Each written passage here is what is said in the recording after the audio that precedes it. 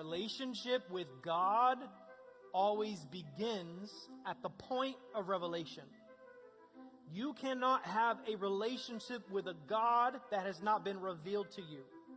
You cannot have a relationship with a God who has not made himself known to you.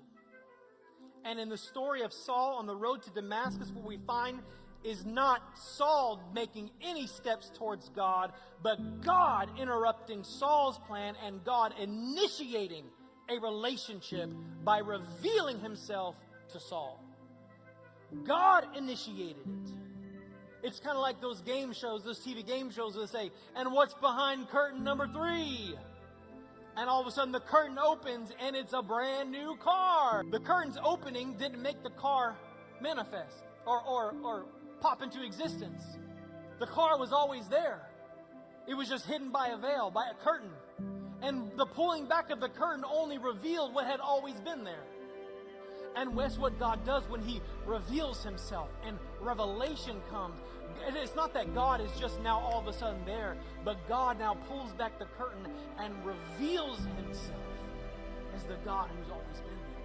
The only reason you know anything about God is because he opened your mind and stepped in and revealed himself to you. And this is God's pattern. God finds somebody who's completely maybe oblivious, if I can use that term, and God interrupts their life and reveals himself to them and initiates a relationship with them. God did this to Abraham. God comes to Abraham and says, I want to make a covenant with you.